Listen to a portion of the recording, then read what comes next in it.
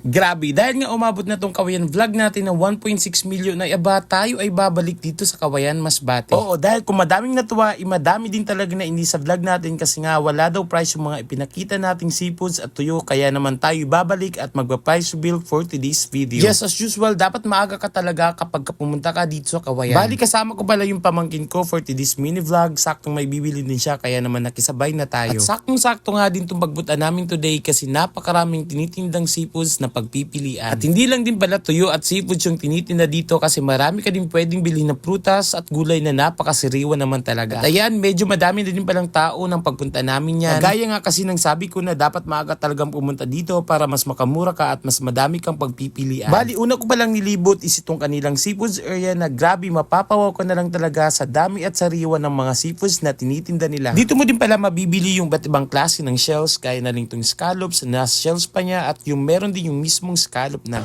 Pero ang kilo ate?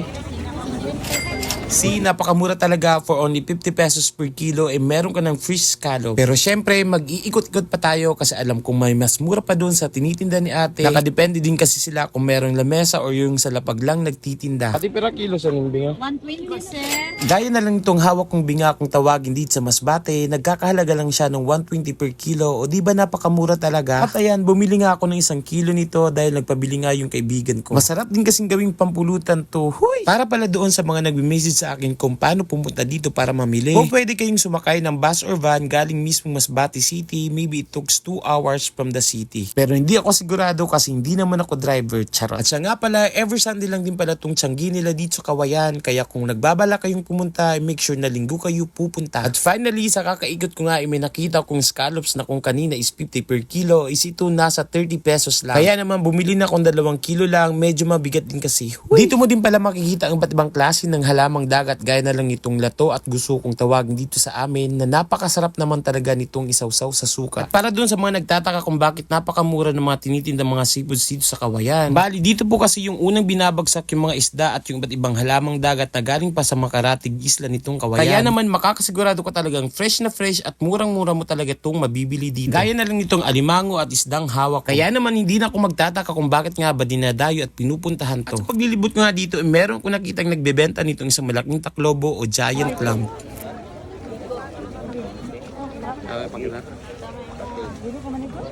Kuchinta.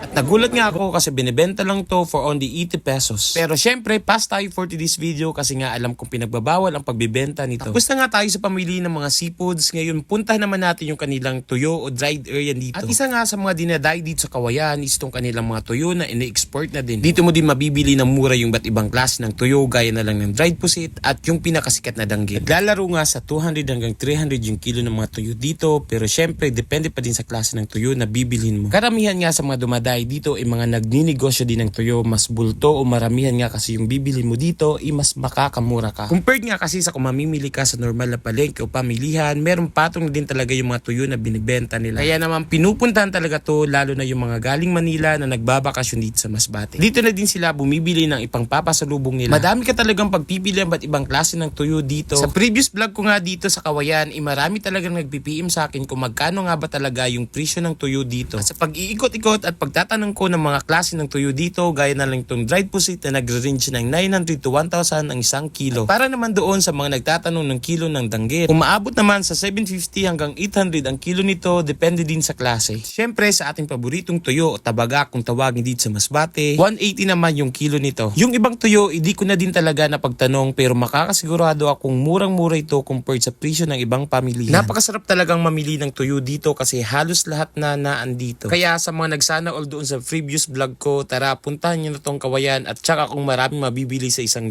nyo. At gusto ko din palang i-shoutout yung mga nag-comment at nagpapa-shoutout doon sa previous vlog ko. At sa mga nakausap at nakakilala dito sa atin sa Kawayan, maraming salamat. Sana more Kawayan vlog pa soon at maraming salamat sa lahat na nag-share at nanood ng Kawayan vlog natin. So ayun lang guys, thank you for watching. Sana nagustuhan nyo tong mini vlog ko for today's video. Ayun lang, bye!